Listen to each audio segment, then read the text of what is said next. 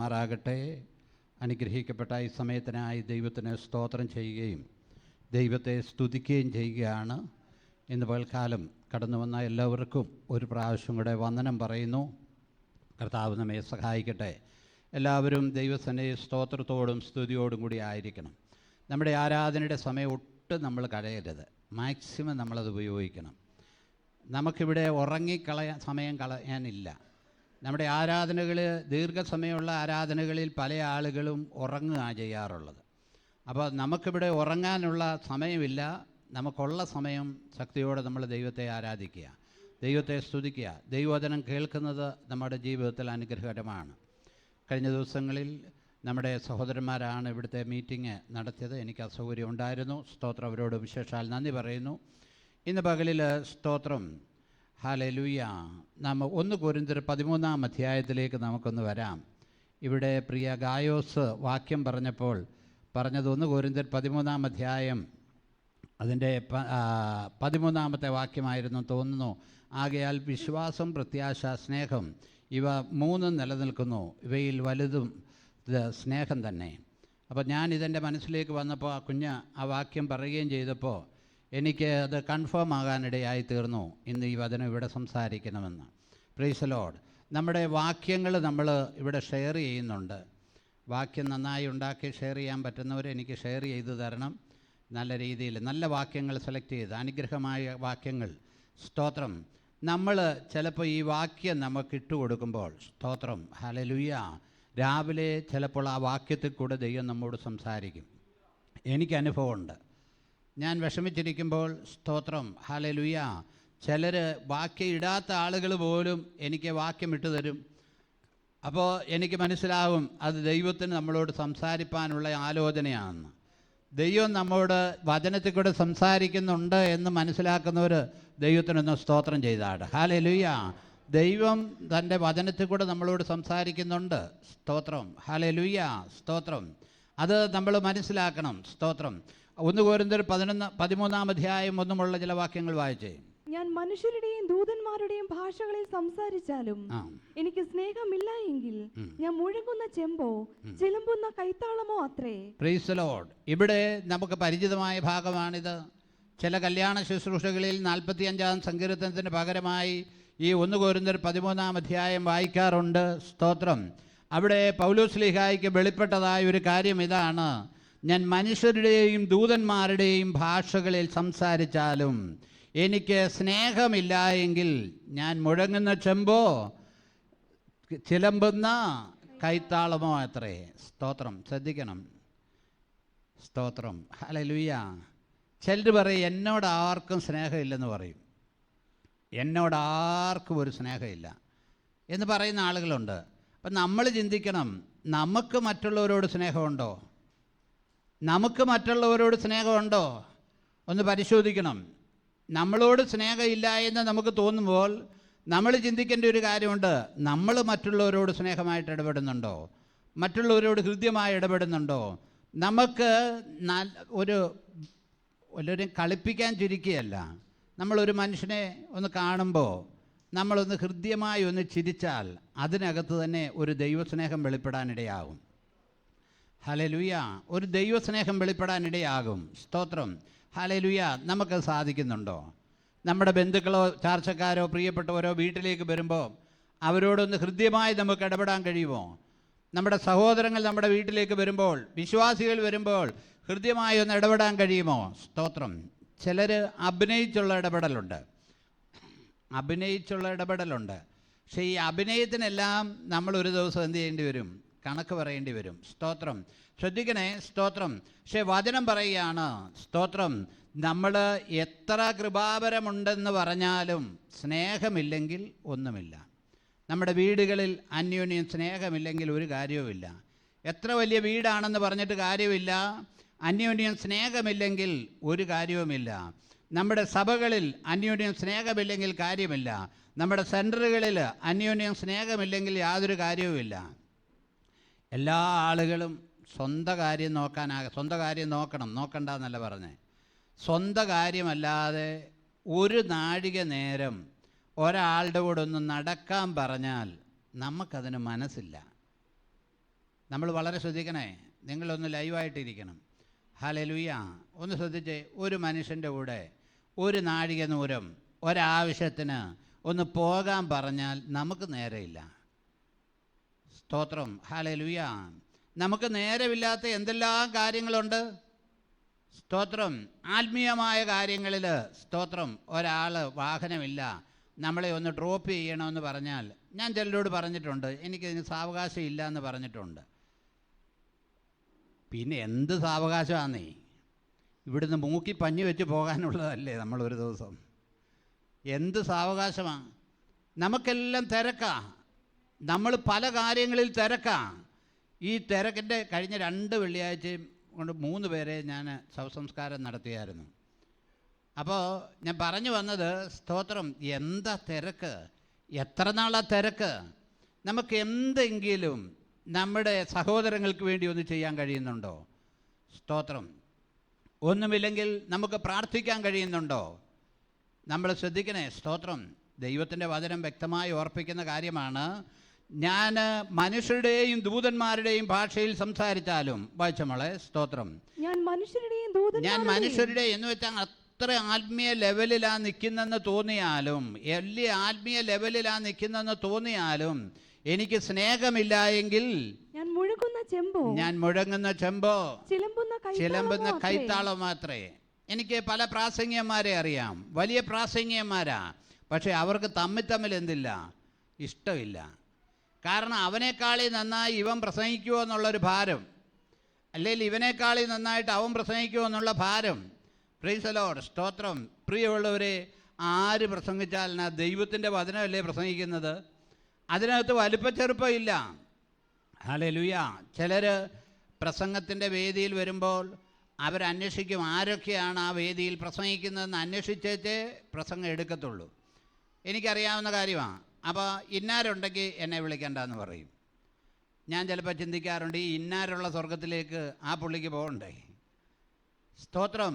Hallelujah. ഇതൊക്കെ ഈ ആത്മീയ ലോകത്തിൽ നടക്കുന്നതായ കാര്യമാണ്. അതുകൊണ്ടാണ് കർത്താവിൻ്റെ വചനം പറയുന്നത്, നാം എന്ത് മിടുക്കനാരെന്ന് പറഞ്ഞാലും, സ്തോത്രം, ഹല്ലേലൂയ, സ്തോത്രം, നമുക്ക് സ്നേഹമില്ല എങ്കിൽ ഒന്നുമില്ല. അടുത്ത വാക്യം. അടുത്തത്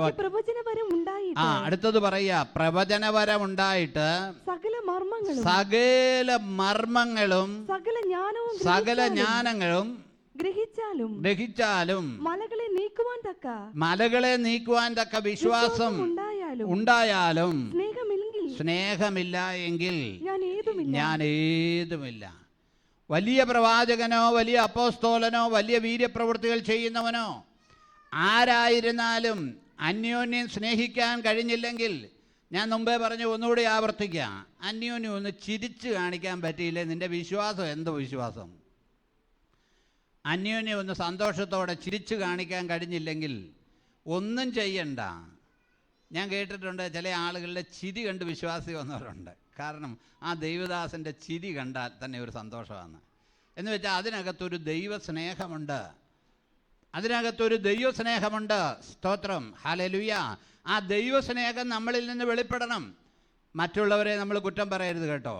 മറ്റുള്ളവരെ നമ്മൾ കുറ്റം പറഞ്ഞുകൊണ്ടിരുന്നാൽ എന്നും കുറ്റം പറയാനുള്ള സാധ്യത നമുക്കുണ്ടായി തരും. നമ്മളൊന്ന് നന്നാകണ്ടേ, നമ്മൾ ശരിയാകണ്ടേ? സ്തോത്രം. ഹല്ലേലൂയ. വലിയ വലിയ ദൈവദാസന്മാർക്ക് പരസ്പരം കരം കൊടുക്കാത്തവരുണ്ട്. കാരണം അവർ ഉന്നതമായ നിലവാരത്തിൽ നിൽക്കുന്നവരാ. സ്തോത്രം. ഹല്ലേലൂയ. അവർ ഉന്നതമായ നിലവാരത്തിൽ നിൽക്കുന്നതുകൊണ്ട് സാധാരണ വിശ്വാസിക്കോ സാധാരണ പാസ്റ്റർമാർക്കോ കൈ കൊടുക്കത്തില്ല. ചില ആളുകൾ, വിശ്വാസികൾ അല്ലെങ്കിൽ സാധാരണക്കാർ, ഉന്നതന്മാരായ ആളുകൾക്ക് അവരുടെ ഒരു സന്തോഷം ഒന്ന് കൈ കൊടുക്കണമെന്ന്. എടാ, കൈ തരാൻ മനസ്സില്ലാത്തവൻ്റെ കൈ നീ എന്തിനാ വാങ്ങിക്കാൻ പോകുന്നത്? സ്തോത്രം. നമ്മുടെ കർത്താവ് ആർക്കും ആരോടും ദൈവത്തോടുള്ള ബന്ധത്തിൽ ഒരു മീഡിയേഷൻ ഇല്ല കേട്ടോ. നമ്മുടെ യേശു കർത്താവല്ലാതെ ഒരു പാസ്റ്റർമാരോ ഒരു നേതാക്കന്മാരോ നമ്മുടെ മീഡിയേറ്റർ അല്ല. ആർക്കെന്ത് ചെയ്യാൻ പറ്റും? ആരും. പ്രിയമുള്ളവരെ, നിങ്ങൾക്കറിയാം, ആത്മീയ ലോകത്തിൽ കൂടുതൽ സഹായം ചെയ്യുന്ന ആരെന്ന് ചോദിച്ചാൽ പാവപ്പെട്ട ആളുകളാണ്. കാരണം പാവപ്പെട്ട ആളുകൾ അവരുടെ ഇല്ലായ്മയിൽ നിന്ന് 2 കാശ് കൊടുത്ത വിധവയെ പോലെ ചെയ്യും.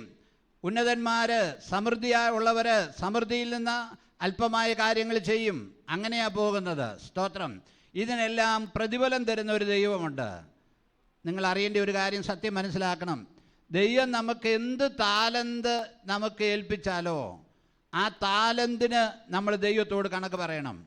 നമ്മുടെ കയ്യിലുള്ള പണം ദൈവം തന്ന ഒരു താലന്താ, അതിന് നമ്മൾ ദൈവത്തോട് കണക്ക് പറയണം. നമ്മുടെ ആരോഗ്യം ദൈവം തന്ന താലന്താ, അതിന് നമ്മൾ കണക്ക് പറയണം. നമ്മുടെ സമയം ദൈവം തരുന്ന താലന്താ, സ്തോത്രം, അതിന് കണക്ക് പറയണം. ടെക്നിക്കലായി പല കാര്യങ്ങൾ ദൈവനാമഹത്വത്തിന് വേണ്ടി ഉപയോഗിക്കപ്പെടാവുന്ന താലന്തുകൾ നമ്മുടെ ജീവിതത്തിൽ ഉണ്ടായിട്ട് നമ്മളത് ഉപയോഗിക്കുന്നില്ല എങ്കിൽ നമ്മൾ ദൈവത്തോട് കണക്ക് പറയണം. ഹല്ലേലൂയ. ഒരു മൈക്ക് മേടിച്ചേച്ച് അത് പൂത്തി വെച്ചാൽ കേടായി പോകുമെന്നും പറഞ്ഞ് പൂത്തി വെച്ചേച്ച് യോഗം നടക്കാതിരുന്നിട്ട് വല്ല കാര്യമുണ്ടോ? മൈക്ക് പോകുമ്പോൾ വേറെ മൈക്ക് വാങ്ങിക്കും. നമ്മുടെ സഹോദരന്മാർ വളരെ ശക്തമായി ഈ കാര്യങ്ങൾ ചെയ്തുകൊണ്ടിരിക്കുക. അവരെ എല്ലാം ഓർത്ത് ഞാൻ ദൈവത്തിന് സ്തോത്രം ചെയ്യുന്നു. വിശേഷിച്ച് നമ്മുടെ സഭയിൽ നിന്ന് പ്രവർത്തനത്തിന് പോകുന്ന വേച്ചമ്പേർ, കുഞ്ഞോമ്പേർ, കുഞ്ഞോച്ചാന്, അവരെ ഒക്കെ പലയിടങ്ങളിൽ പാവപ്പെട്ട ദൈവദാസന്മാരുടെ അടുക്ക പോയി അവരോട് ചേർന്ന് പ്രവർത്തിക്കുന്നുണ്ട്. അവരൊക്കെ അതിപ്പോൾ ലൈവായിട്ടിടുന്നുണ്ട്, അതൊക്കെ നമ്മൾ കാണുന്നുണ്ട്. ഇതിൻ്റെയൊക്കെ ദൈവത്തിൻ്റെ സന്നിധിയിൽ ഒരു പ്രതിഫലമുണ്ട് കേട്ടോ. സ്തോത്രം. ഹല്ലേലൂയ. നമ്മുടെ താലന്തുകൾ കുഴിച്ചിടാനുള്ളതല്ല. നമുക്ക് പാടാൻ കഴിവുണ്ടെങ്കിൽ സഭായോഗത്തിൽ അത് ഉപയോഗിക്കണം. ഹല്ലേലൂയ. സ്തോത്രം. ഇല്ലെങ്കിൽ നമ്മൾ കണക്ക് പറയണ്ടേ ദൈവത്തോട്. അതുകൊണ്ട് എത്ര ശക്തനാണെന്ന് പറഞ്ഞാലും എന്ത് ചെയ്യില്ല, സ്നേഹമില്ല എങ്കിൽ ഏതുമില്ല. അടുത്തത്, എനിക്കുള്ളതെല്ലാം അന്നദാനം ചെയ്യും. എനിക്കുള്ളതെല്ലാം ഭയങ്കര അന്നദാനക്കാരനാ, ഭയങ്കര ദാനധർമ്മിയാ. ദാനധർമ്മം ചെയ്ത അന്നദാനം ചെയ്താലും എൻ്റെ ശരീരം ചുടുവാൻ ഏൽപ്പിച്ചാലും സ്നേഹമില്ല എങ്കിൽ അത്ര എല്ലാം കൊടുത്തെന്ന് പറഞ്ഞാലും സ്നേഹമില്ലെങ്കിൽ ഒന്നുമില്ല. ചില ആളുകളുണ്ട്, എന്തെങ്കിലും കൊടുത്തേച്ച് ഞാൻ തന്നതാന്ന് പറയും. അത് അതിനെക്കൂടി ഈ സമൂഹ വിവാഹം നടത്തുന്നതിനോളം നല്ല കാര്യമാണേലും ആ പിള്ളേരെ എല്ലാം സ്റ്റേജിൽ കയറ്റി ഇവർ 15,000 രൂപ കല്യാണത്തിന് സപ്പോർട്ടും കൊടുക്കും. അവരുടെ ഫോട്ടോയും എടുത്ത് ഈ ഓരോ കാര്യങ്ങൾ ചെയ്യുന്നുണ്ട്. സ്വന്തം കയ്യിൽ നിന്ന് മുടക്കുന്ന ഒരു തീരെ ചുരുക്കം അറിയുള്ളവരെ. മറ്റുള്ളവരുടെ കയ്യിൽ നിന്ന് വാങ്ങിച്ചിട്ട് അവരൊരു മീഡിയേറ്ററായിട്ട് മാത്രം നിൽക്കുന്നതേ ഉള്ളൂ. അത് എന്നിട്ട് അവരതിന് കാര്യങ്ങൾ എടുക്കും, അതിൻ്റേതായ വിലയെടുക്കും, അതിൻ്റേതായ കാര്യങ്ങൾ നന്മ അവർ പ്രാപിക്കും. ഹല്ലേലൂയ. സ്തോത്രം. ഹല്ലേലൂയ. ചില ആളുകൾ ദൈവനാമത്തിന് ലഭിക്കേണ്ടതായ കാര്യങ്ങൾ ദൈവനാമത്തിന് വേണ്ടി ചെലവഴിക്കാതെ സ്വന്തമായി ചെലവഴിക്കുന്ന ആളുകളുണ്ട്. ഇവരൊക്കെ ദൈവത്തോട് കണക്ക് പറയണ്ടേ? ഹല്ലേലൂയ. ദൈവത്തോട് കണക്ക് പറയണ്ടേ? എനിക്ക് ഒത്തിരി അനുഭവങ്ങളും അറിയാവുന്ന കാര്യങ്ങളുണ്ട്. പ്രിയമുള്ളവരെ ശ്രദ്ധിക്കണമേ. സ്തോത്രം. അതുകൊണ്ട് എന്തൊക്കെ ഉണ്ടെന്ന് പറഞ്ഞാലും സ്തോത്രം, ഹല്ലേലൂയ, നമുക്ക് സ്നേഹമില്ലെങ്കിൽ കാര്യമില്ല. നമ്മുടെ യേശു കർത്താവ് തൻ്റെ ഗിരിപ്രഭാഷണത്തിൻ്റെ സമയത്ത് പറഞ്ഞ ഒരു വാക്യം, മത്തായിയുടെ സുവിശേഷം 5-ാം അധ്യായം 21 വാക്യങ്ങൾ. ഗിരിപ്രഭാഷണം എന്ന് പറഞ്ഞപ്പോഴാണ് ഓർത്തത്. നമ്മുടെ വാർഷികത്തിന് ഗിരിപ്രഭാഷണം മത്തായി 5, 6, 7 അധ്യായങ്ങൾ കാണാതെ പറയുന്നവർക്ക് ഒരു പ്രത്യേക സമ്മാനമുണ്ട്. അതിനുവേണ്ടി ഒരുങ്ങാൻ താല്പര്യമുള്ളവരൊന്ന് പഠിച്ചാൽ നല്ലതാണ്. നേരത്തെ ഞാൻ ഓർപ്പിച്ചതാണ്. സ്തോത്രം. ദൈവവചനം നമ്മുടെ ഉള്ളിലേക്ക് എന്തോരം കടന്നാലത് നല്ലതാണ്. ഇതിപ്പോൾ ഞങ്ങളെക്കൊണ്ട് ഒരു 2 വാക്യം പോലും കാണാതെ പഠിച്ച റെഫറൻസ് ഒന്നുകൂടെ നോക്കാതെ ഇപ്പോൾ പറ്റാത്ത അവസ്ഥയാണ്. നമുക്ക് മറന്നു പോകില്ല. ഞാൻ ചിലപ്പോൾ കല്യാണം നടക്കുമ്പോൾ ശ്രദ്ധിക്കാറുണ്ട്, പേര് നമ്മളോട് പറഞ്ഞിട്ടുണ്ട്, ബുക്കിലുണ്ടെങ്കിലും പിന്നെ ഒരു സംശയമാണ്. ഇപ്പോൾ അതുകൊണ്ട് വലിയ ദൈവദാസന്മാർ ചെയ്യുന്ന ഒരു ചെറിയ പേരെഴുതി പേപ്പർ കൈ വെച്ചേക്കും, ആ പേരെങ്കിലും ഒന്ന് ഓർക്കാൻ. വിട്ടുപോവുക. പേര് കണ്ടാലും ചില ആളുകൾക്ക് അത് ഓർത്തിരിക്കത്തില്ല. അതുകൊണ്ട് ഓർക്കാൻ കഴിവുള്ളപ്പോൾ പഠിക്കാവുന്നിടത്തോളം വചനങ്ങൾ എന്ത് ചെയ്യണം? ഹൃദിസ്ഥമാക്കണം. നമ്മുടെ കുഞ്ഞുങ്ങൾക്കും പഠിക്കാവുന്ന, ഞായറാഴ്ച പറയാൻ മാത്രമല്ല, പറയാവുന്നിടത്തോളം വചനം അവരെ ഹൃദിസ്ഥമാക്കണം. അത് നല്ല കാര്യമാണ്. ദൈവത്തിൻ്റെ വചനം ഉള്ളിലേക്ക് ചെല്ലുന്നത് നല്ലതായ കാര്യമാണ്. അത് എൻ്റെ ഭാഷയിൽ പറഞ്ഞാൽ തേനിനേക്കാളും തേൻകട്ടയേക്കാളും വലുതായൊരു കാര്യമാണ് ദൈവവചനം നമ്മുടെ ഉള്ളിലേക്ക് വരുമ്പോൾ. കൊച്ചു കുഞ്ഞുങ്ങളെ ആ രീതിയിൽ തന്നെ പഠിപ്പിച്ചു വരുത്തണം. നമ്മളാരും കുഞ്ഞുങ്ങളുടെ നാക്കയിലൊന്നും എഴുതാറില്ല. ചില ആളുകൾ ചില കാര്യങ്ങൾ ചില ആളുകൾ നാക്കയിൽ എഴുതും. അങ്ങനെയല്ല. നമ്മുടെ കർത്താവിൻ്റെ വചനം നമ്മുടെ ഉള്ളിലങ്ങ് ആക്കണം. സ്തോത്രം. മത്തായിയുടെ സുവിശേഷം 5-ാം അധ്യായം 21 വാക്യങ്ങൾ. കൊല ചെയ്യരുത് എന്ന് ആരെങ്കിലും കൊല ചെയ്താൽ ന്യായവിധിക്ക് യോഗ്യനാകുമെന്ന് യേശു കർത്താവ് പറയുകയാണ്. കൊല ചെയ്യരുത്. ആരെങ്കിലും കൊല ചെയ്താൽ ന്യായവിധിക്ക് യോഗ്യനാകും എന്നും പൂർവന്മാരോട് അരുളി ചെയ്തത് നിങ്ങൾ കേട്ടിട്ടുണ്ടല്ലോ. കർത്താവ് പറയാ, ന്യായപ്രമാണത്തിൽ നിങ്ങളുടെ പൂർവന്മാരോട് അരുളി ചെയ്തത് നിങ്ങൾ കേട്ടിട്ടില്ലേ, കൊല ചെയ്യരുതെന്നുള്ളത്. കൊല ചെയ്യരുതെന്നുള്ളത് കേട്ടിട്ടില്ലേ? ഞാൻ കർത്താവ് പറയുക, എന്നിട്ട് ഞാനോ നിങ്ങളോട് പറയുന്നത് സഹോദരനോട് കോപിക്കുന്നവനെല്ലാം.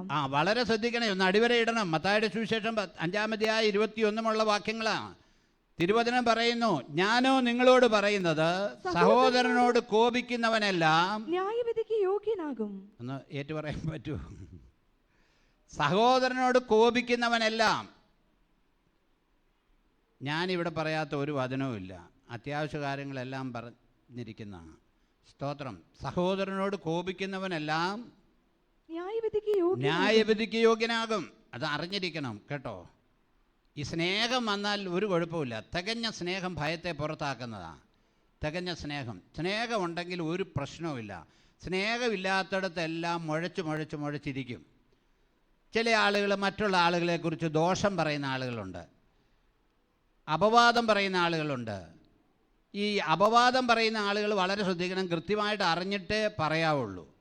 എന്തെങ്കിലും ഒരാളെക്കുറിച്ച് ഒരു അപവാദം പറഞ്ഞ് നമ്മളങ്ങ് പരത്തി വിട്ട് കഴിഞ്ഞാലുണ്ടല്ലോ, അപവാദം പറഞ്ഞ് പരത്തി വിട്ട് കഴിഞ്ഞാൽ പറഞ്ഞ ആളതങ്ങ് മറന്നുപോകും.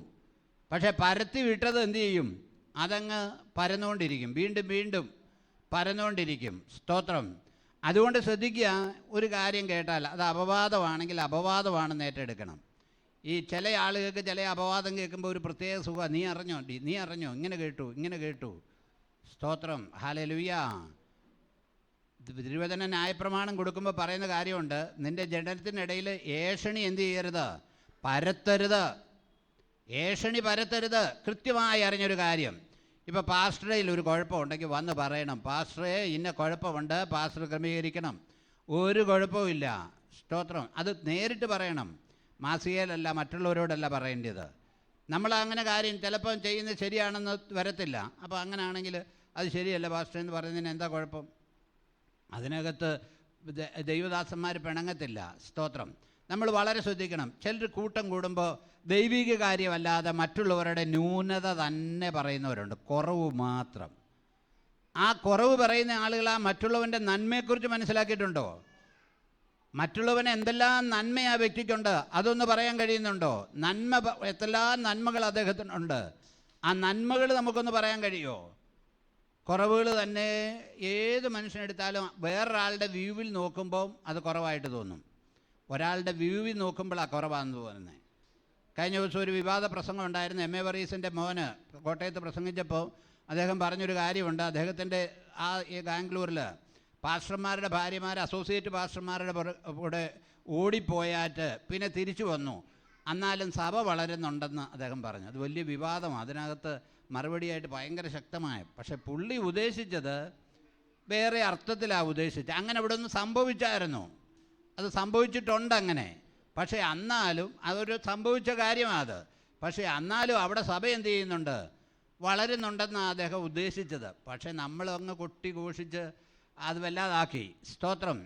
കാരണം നമ്മൾ ശ്രദ്ധിക്കണമേ. സ്തോത്രം. അങ്ങനെ ഇവിടെ ബാംഗ്ലൂർ സംഭവിച്ചിട്ടുണ്ട്. എന്നാലും ബാംഗ്ലൂർ ദൈവസഭ വളരുന്നുണ്ട്. അദ്ദേഹം ഉദ്ദേശിച്ച് അത്രയേ ഉള്ളൂ. പക്ഷേ അനവസരത്തിലായിപ്പോയി, കയ്യിൽ നിന്ന് വാക്കം പോയി, വീഡിയോക്കാരത് പിടിക്കുമെടുത്തു, അത് കട്ട് ചെയ്തു, എടുത്തു, പിടിച്ചു, എല്ലാം പ്രശ്നമാണ്. സ്തോത്രം. ഹല്ലേലൂയ. ടിനു ജോർജ് ശപിച്ചു എന്നും പറഞ്ഞൊരു കട്ടിങ് വരുന്നുണ്ട്, നമ്മളെല്ലാം കണ്ടുകൊണ്ടിരിക്കുക. അദ്ദേഹം 8 കോടി രൂപയുടെ ഒരു ബിൽഡിംഗ് ആലയം അവിടെ പണിയാൻ തുടങ്ങുകയെന്ന് എൻ്റെ അറിവ്. അപ്പോൾ അതിനെക്കുറിച്ച് വന്നു കഴിഞ്ഞപ്പോഴത്തേക്ക്, സഭയെ വന്നു കഴിഞ്ഞപ്പോഴത്തേക്ക് ചിലർ പറഞ്ഞു ഈ പുള്ളിക്ക് കൊടുക്കണ്ടെന്ന് പലരും പറഞ്ഞു, അങ്ങോട്ടും ഇങ്ങോട്ടും പറഞ്ഞു. അത് പുള്ളിയുടെ ചെവി വന്നു. അതുകൊണ്ട് പുള്ളിയുടെ സഭയോടുള്ള ബന്ധത്തിലാണ് പറഞ്ഞത്. അദ്ദേഹം ഒരു സംരംഭം ചെയ്യാൻ തുടങ്ങുമ്പോൾ ഇങ്ങനെ നിരുത്സാഹപ്പെടുത്തപ്പോൾ പുള്ളിയുടെ ആ വേദനയെന്ന് പറഞ്ഞാൽ ഞാൻ ന്യായീകരിക്കുകയല്ല. പക്ഷേ അതും ഇന്ന് എന്ത് ചെയ്യുക? എനിക്ക് ഓരോരുത്തർ ഇട്ട് തരിക. സ്തോത്രം. കഴിഞ്ഞ ദിവസം നമ്മുടെ അടുത്തൊരു ദൈവദാസൻ നിൻ്റെ മേൽ ശാപം ഉണ്ടാകുമെന്ന് പറഞ്ഞുകൊണ്ട് എനിക്ക് ഒരുത്തൻ ഇട്ട് തന്നേക്കുക. ഒരുത്തൻ ഈയിടെ പറഞ്ഞേക്കുക പെന്തക്കോസുകാരൻ ക്രിസ്ത്യാനിയല്ലെന്ന്. കാരണം ഏതോ ഒരു പാസ്റ്റർ പ്രസംഗിച്ചപ്പോൾ ശാപം പറഞ്ഞു. അപ്പോൾ അത് പറഞ്ഞപ്പോൾ അത് ന്യായപ്രമാണത്തിലാണ് നിൽക്കുന്നതെന്ന് എൻ്റെ കൂടെ പഠിച്ച ഒരുത്തനെ അത് എനിക്ക് ഇട്ട് തന്നു, പെന്തക്കോസുകാർ ക്രിസ്ത്യാനിയല്ലെന്ന്. കാരണം അത് കേട്ട് ഒരു വിശ്വാസിയാണ് ഇട്ടത്, അത് അവിശ്വാസികളുടെ കൈ കിട്ടിയിട്ട് നമുക്കിട്ട് തരിക. അപ്പം നമ്മൾ ഏത് ഗ്രൂപ്പിൽ പെടുമെന്നാണ് അവർ ചോദിക്കുന്നത്. പ്രിയമുള്ളവരെ, ഇതിനെല്ലാം ദൈവസന്നിധി കണക്ക് പറയണ്ടേ? കർത്താവിൻ്റെ നാമത്തിന് ഇടർച്ചയുണ്ടാക്കുന്ന, കർത്താവിൻ്റെ നാമത്തിന് അപമാനം വരുത്തുന്ന എല്ലാത്തിനും ദൈവത്തിനെതിരെ കണക്ക് പറയേണ്ടി വരും. ഇവിടെ മത്തായിയുടെ സുവിശേഷത്തിൽ കർത്താവ് പറയുകയാണ്, താഴോട്ട് വായിച്ചേ. ഞാനോ നിങ്ങളോട് പറയുന്നത് സഹോദരനോട് കോപിക്കുന്നവനെല്ലാം ന്യായവിധിക്ക് യോഗ്യനാകും. സഹോദരനോട് നിസ്സാര എന്ന് പറഞ്ഞാലോ ന്യായാധിപ സഭയുടെ മുമ്പിൽ നിൽക്കേണ്ടി വരും. അടുത്തത് മൂഢ എന്ന് പറഞ്ഞാലോ അഗ്നി നരകത്തിന് യോഗ്യനാകും. എന്തോരം ഭയത്തോടെ നമ്മൾ ജീവിക്കണം. യേശു കർത്താവ് തിരുവായി മൊഴിഞ്ഞ് നമ്മളോട് പറഞ്ഞ കാര്യമാ, മറ്റൊരുത്തർ പറഞ്ഞതല്ല. യേശു കർത്താവ് തിരുവായി മൊഴിഞ്ഞ് പറഞ്ഞ കാര്യമാണ്. സഹോദരനെ മൂഢ, അല്ലെ വിഡ്ഢി, അല്ലെ ഇഡിയറ്റ്, അങ്ങനെയൊക്കെ പറഞ്ഞാൽ നീ നരകത്തിൽ പോകുമെന്ന്. ഹല്ലേലൂയ. അപ്പം എന്തോരം ഭയം നമുക്ക് വേണം, നമുക്കെന്തോരം ഭയം വേണം. ദൈവവചനം കർത്താവ് പറഞ്ഞാൽ ഞാനല്ല ഇതിൻ്റെ ഉത്തരവാദി. ഞങ്ങൾ വെറും കോളാമ്പിയായിട്ട് നിൽക്കുന്നെന്നുള്ളേ ഉള്ളൂ. വചനം സംസാരിക്കുന്നവരെല്ലാം വെറും കോളാമ്പിയ. ഈ വചനത്തിൻ്റെ ഉത്തരവാദിത്വം സ്വർഗത്തിലെ ദൈവമാ. സ്തോത്രം. കഴിഞ്ഞ ദിവസവും ഞാൻ ശവടക്കിയപ്പോൾ പറഞ്ഞു, പുസ്തകങ്ങൾ തുറന്നു. ആ പുസ്തകങ്ങൾ വെളിപ്പാട് പുസ്തകം 20 അധ്യായം 13 വാക്യങ്ങളാണ്. താഴോട്ട് വായിക്കുമ്പോൾ പുസ്തകങ്ങൾ തുറന്നു. അതിനുശേഷം പറയാം, ജീവപുസ്തകം എന്ന മറ്റൊരു പുസ്തകവും തുറന്നു. ജീവപുസ്തകത്തിൽ പേരെഴുതി കാണാത്ത ഏവനെയും തീപ്പൊയ്കെ തള്ളിയിടും. നമ്മളെല്ലാവരും അറിയേണ്ട കാര്യമുണ്ട്. നമുക്കൊരു ദിനവൃത്താന്തമുണ്ട്. ഓരോരുത്തർക്കും ഒരു ദിനവൃത്താന്തമുണ്ട്. നമ്മുടെ ഡയറി എഴുതുന്നത് പോലെ നമ്മുടെ ജീവിതത്തിലെ നമ്മുടെ എല്ലാം റെക്കോർഡായിരിക്കുക. നമ്മുടെ ജീവിതത്തിലെ ലൈഫ് ടോങ്ങിലുള്ള കാര്യങ്ങൾ പോലും ചെറിയൊരു സിമ്മി കൊള്ളാവുന്നത് പോലും ഇല്ല പ്രിയമുള്ളവരെ. അത് മനസ്സിലാക്കണം. നമ്മുടെ ജീവിതത്തിൽ സ്തോത്രം ശ്രദ്ധിക്കേണ്ടതായ കാര്യം, നമ്മുടെ ജീവിതമെല്ലാം കർത്താവിന് നിസ്സാരമാ. തിരുവചനം ഇങ്ങനെ പറയുന്നു, തുലാം ഉത്തരം പറയും, കല്ല് നിലവിളിക്കും, ചുവര് നിലവിളിക്കുമെന്നാണ് പറയുന്നത്. നമ്മളെ ന്യായം വിധിക്കുമ്പോൾ തിരുവചനം ഇങ്ങനെ പറയുന്നു, ന്യായവിധി സമയത്ത് അവൻ ആകാശത്തെയും ഭൂമിയെയും സാക്ഷിയാക്കി വിളിക്കും. അപ്പം നമ്മൾ നല്ല പ്രവൃത്തിയൊക്കെ ചെയ്തിട്ട് ആകാശത്തെയും ഭൂമിയെയും സാക്ഷിയായിട്ട് വിളിക്കും. ഇതിനിടയിൽ നിന്ന് നമുക്കൊന്നും ചെയ്യാൻ പറ്റത്തില്ലല്ലോ. ഇതിനിടയിൽ നിന്ന് നമുക്കൊന്നും ചെയ്യാൻ പറ്റത്തില്ല. ദൈവം സാക്ഷിയായി വിളിപ്പിക്കുമ്പോൾ ദൈവം ഈ ശബ്ദം, മനുഷ്യരെയൊക്കെ നമുക്ക് പറ്റിക്കാം. ദൈവം ആകാശത്തെയും ഭൂമിയെയും സാക്ഷ്യത്തിനായിട്ട് വിളിക്കുമ്പോൾ എന്തു പറയും? എന്തുത്തരം പറയും? ഹല്ലേലൂയ. വല്ലതും പറയാൻ പറ്റുമോ? ഹല്ലേലൂയ. നമ്മൾ എന്ത് ചെയ്താലും പിടിക്കും. സ്തോത്രം. ഹല്ലേലൂയ. ഞാൻ തിരുവല്ലായി വളർന്നതാണ്. അപ്പോൾ അവിടുത്തെ ഒരു പ്രത്യേകത, പഴയ കാലത്ത് ചക്കരക്കാപ്പി എന്ന് പറയുന്നൊരു പരിപാടിയുണ്ട്. കടുങ്കാപ്പി, ചക്കരക്കാപ്പിയാണ്. എല്ലായിടത്തും നല്ല ചെമ്പുകളുമുണ്ട് കാപ്പി. അത് സ്ഥിരമായി വരുന്നവർക്കെല്ലാം ചക്കരക്കാപ്പിയാണ്. അപ്പോൾ ഞാനും എൻ്റെ പെങ്ങളും കൂടെ അമ്പച്ചനൊക്കെ എഴുന്നേൽക്കുന്നതിന് മുമ്പ് കാപ്പി അനത്താൻ പോകും. എന്തിനാണെന്നറിയാം? ഈ ചക്കര കട്ട് തിന്നാനാണ്. അവിടെ മുറിച്ചിട്ടിട്ടുണ്ട് ചക്കര. അപ്പോൾ ആ ചക്കര എന്ത് ചെയ്യും? കുറേ ഒടിച്ച് എടുത്താൽ പെട്ടെന്ന് ചക്കര തീരും. അതാര് കട്ട് തിന്നുന്നു? ഞങ്ങളൊക്കെ കട്ട് തിന്നുന്നതാണ്. പക്ഷേ ഞാൻ പറഞ്ഞത് ഇതെല്ലാം റെക്കോർഡല്ലേ. പിന്നെ ചില മാതാപിതാക്കൾക്ക് അറിയാം പിള്ളേർ കട്ട് തിന്നുന്ന, പിന്നെ അവരതങ്ങ് ഓക്കെ ആയിട്ട് വിടും. ഞാൻ പറഞ്ഞത് നമ്മൾ എന്ത് കട്ട് തിന്നാലും, ഞാൻ അത് പറയാനാണ് പറഞ്ഞു കേട്ടോ. ഇതൊന്ന് ലൈഫ് പ്രത്യേകം കട്ട് ചെയ്ത് വിടരുത്. എന്ത് കട്ട് തിന്നാലും അത് നിങ്ങൾ വ്യാഖ്യാനിച്ചാൽ മതി. എന്ത് കട്ട് തിന്നാലും റെക്കോർഡാണ്. പുസ്തകങ്ങൾ തുറക്കുമ്പോൾ ഈ പുസ്തകങ്ങൾ എന്ത് ചെയ്യും? അത് റെക്കോർഡ് ചെയ്യും. നമ്മൾ ഭയത്തോടെ ആയിരിക്കണം പ്രിയമുള്ളവരെ. നമ്മൾ ഓരോ ദിവസവും നമ്മുടെ കർത്താവിൻ്റെ നാടിനോട് അടുത്തുകൊണ്ടിരിക്കുക. അതുകൊണ്ട് സ്തോത്രം, നമ്മൾ ഭയത്തോടെ ആയിരിക്കണം. അടുത്ത വാക്യം കൂടെ വായിച്ച നമ്മൾ. ആകയാൽ നിന്റെ വഴിപാട് യാഗപീഠത്തിൽ കൊണ്ടുവരുമ്പോൾ സഹോദരന് നിന്റെ നേരെ വല്ലതും ഉണ്ടെന്ന് അവിടെ വെച്ച് ഓർമ്മ വന്നാൽ നിന്റെ വഴിപാട് അവിടെ വെച്ചിട്ട് ഒന്നാമത് ചെന്ന് സഹോദരനോട് നിരന്നുകൊള്ളണം. നിരക്കേണ്ടിവരോട് നിരക്കണം. ഇപ്പം ഞാൻ വളരെ ഒരു ടെക്നിക്ക് നിങ്ങൾക്ക് പറഞ്ഞുതരാം. ഇപ്പം നിരക്കാൻ ഇപ്പോൾ എന്തെങ്കിലും ഒരു പ്രശ്നം ഉണ്ടെങ്കിൽ എളുപ്പമുണ്ട്. ഇപ്പം എനിക്ക് ജോണച്ചായനോട് വല്ല പ്രശ്നം ഉണ്ടെങ്കിൽ ഒരു പണി ചെയ്താൽ മതി. ഞാൻ ഇവിടെ നിന്നൊരു നേരിട്ട് പറയാൻ ബുദ്ധിമുട്ടാണെങ്കിൽ ഒരു വോയിസ് മെസ്സേജ് ഇട്ടാൽ മതി. ജോണച്ചായ, ഞാൻ അന്നേരം പറഞ്ഞത് തെറ്റിപ്പോയി കേട്ടോ, എന്നോട് ക്ഷമിക്കണേ എന്ന് പറഞ്ഞാൽ പണി തീർന്നില്ലേ? എന്തൊരു എളുപ്പമാണ്. ഹല്ലേലൂയ. എന്തൊരു എളുപ്പമാത്.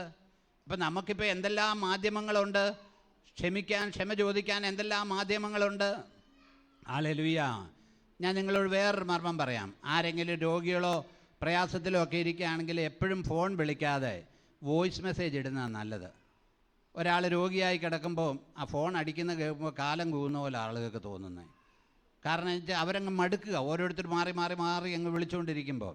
അപ്പോൾ ഏറ്റവും നല്ല, നമ്മൾ നിന്ദിക്കപ്പെടാതിരിക്കേണ്ടതിന് വേണ്ടി പറഞ്ഞ കാര്യമാണ് കേട്ടോ. വേദപുസ്തകത്തിൽ ഒരു വചനമുണ്ട്, കൂട്ടുകാരൻ നിന്നെ കൊണ്ട് മടുക്കാതിരിക്കേണ്ടതിന് നീ അവൻ്റെ വീട്ടിൽ എന്ത് ചെയ്യരുത്, കൂടെ കൂടെ പോകരുത്, കൂടെ കൂടെ പോകരുത്. അപ്പോൾ ഈ കാര്യങ്ങൾ നമ്മൾ വളരെ ശ്രദ്ധിക്കണം. ഹല്ലേലൂയ. ഞാനും കണ്ടിട്ടുണ്ട്, ചിലപ്പം ചില വീട്ടിൽ ഫോൺ അടിക്കുമ്പോഴത്തേക്ക് ഒരുത്തൻ അങ്ങോട്ട് ഓടും, ഒരുത്തൻ ഇങ്ങോട്ട് ഓടും, കാരണം ഇത് എടുക്കാതിരിക്കാൻ വേണ്ടി. അപ്പോൾ ഇതൊക്കെ വളരെ ബുദ്ധിപരമായിട്ട് ചെയ്യേണ്ട കാര്യമാണ്. അതുകൊണ്ട് ഞാൻ വാക്കുകൾ ഉപസംഹരിക്കാൻ പോകുക. അതോടെ വായിച്ച് അവസാനിപ്പിച്ച മോളെ, നിൻ്റെ വഴിപാട് കൊണ്ടുവരുമ്പോൾ മുമ്പേ പോയി അവനോട് എന്ത് ചെയ്യണം, നിരന്നു കൊള്ളയണം. മുമ്പേ പോയി അവനോട് നിരന്നു കൊള്ളയണം. സ്തോത്രം, ഹല്ലേലൂയ. ഇത് സാധിക്കണമെങ്കിൽ എന്താണെന്നറിയാമോ? സ്നേഹമുണ്ടാകണം. സ്നേഹമുള്ളിടത്ത്, സ്തോത്രം, നമ്മൾ കർത്താവ് പറഞ്ഞൊരു ഉപമയുണ്ട്. ഒരു തൻ്റെ സ്നേഹിതൻ വീട്ടിൽ വന്നപ്പോൾ അവൻ്റെ സ്നേഹിതന് കൊടുപ്പാൻ ഇല്ലാതിരുന്നതുകൊണ്ട് അവൻ ആ സഹോദരൻ്റെ അർദ്ധരാത്രിയിൽ ചെന്ന് 3 അപ്പം വായ്പ തരയണമെന്ന് ചോദിച്ചു. അത് വലിയൊരു പ്രസംഗ വിഷയമാണ്. 3 അപ്പം അവൻ സ്നേഹിതനായതുകൊണ്ടും അവന് എടുത്തു തരാൻ മടിയുണ്ട്. അവൻ്റെ കുഞ്ഞുങ്ങൾ കൂട്ടത്തിൽ കിടക്കുക. അവൻ എന്ത് ചെയ്തു? മടുത്തു പോകാതെ മുട്ടിക്ക നിമിത്തം. ഹല്ലേലൂയ. എങ്ങനെ എഴുതിയേക്കുന്ന? മടുത്തു പോകാതെ മുട്ടിക്ക നിമിത്തം അവൻ എടുത്തു കൊടുക്കാൻ മനസ്സില്ലേലും അവൻ എടുത്തു കൊടുത്തു. എടുത്തു കൊടുത്തത് എത്ര? 3 കൊടുത്തത്, വേണ്ടുവോളം കൊടുത്തു. അതുകൊണ്ട് ഈ ദിവസങ്ങളിൽ നമ്മുടെ കർത്താവിനോടൊന്ന് അടുത്തിരിക്കാം. കർത്താവിനോടൊന്ന് അടുത്തിയെല്ലാം നമ്മുടെ ജീവിതം ഒരു നിമിഷം കണ്ണുകളൊന്ന് അടച്ച് നമ്മുടെ ജീവിതത്തെ ഒന്ന് പരിശോധിച്ച് നാം എങ്ങനെയായിരിക്കുന്നു. കർത്താവിൻ്റെ കണ്ണുകൊണ്ട് നോക്കുമ്പോൾ, അഗ്നിജ്വാലിക്കത്ത കർത്താവിൻ്റെ കണ്ണുകൊണ്ട് നമ്മളെ നോക്കുമ്പോൾ ഏതെല്ലാം കുറവുകൾ, സ്തോത്രം, ഹല്ലേലൂയ, നമ്മുടെ ജീവിതത്തിലുണ്ടെന്ന് നമ്മളൊന്ന് പരിശോധിച്ച്. നമ്മൾ ആരുടെ സൈഡ് പിടിച്ചെന്ന് പറഞ്ഞിട്ട് ഒരു കാര്യവുമില്ല. ചില ആളുകൾ ഇങ്ങനെ സൈഡ് പിടിച്ച് നടക്കുന്ന ആളുകളുണ്ട്. സൈഡ് പിടിച്ച് ചില നന്മകളൊക്കെ ചിലപ്പോൾ ലഭിച്ചെന്ന് വരും. സ്തോത്രം. പ്രിയമുള്ളവരെ, നമ്മളൊന്ന് ശ്രദ്ധിച്ചേ. ഒരു ദിവസം സത്യത്തിൻ്റെ മുമ്പിൽ, കർത്താവിൻ്റെ മുമ്പിൽ നമ്മൾ നിൽക്കേണ്ടി വരാം. അതുകൊണ്ട് നമ്മുടെ ജീവിതത്തിലെ കുറവുകളെ കർത്താവിനോട് ഏറ്റു പറയാം. ഇന്ന് പകലിൽ ഒരു പുതിയ തീരുമാനത്തോടെ പോകുവാൻ നമുക്ക് കഴിയുമോ? പരിശുദ്ധാത്മാവ് ഇന്ന് ഹൃദയങ്ങളോട് ഇടപെടുന്നുണ്ട്. പരിശുദ്ധാത്മാവ് ജലഹൃദയങ്ങളോട് ഇടപെടുന്നുണ്ട്. ഒരു പുതിയ തീരുമാനത്തോടെ, ഒരു പുതിയ പ്രതിഷ്ഠയോടെ നമ്മൾ മുമ്പോട്ട് പോയാൽ നിത്യതയിൽ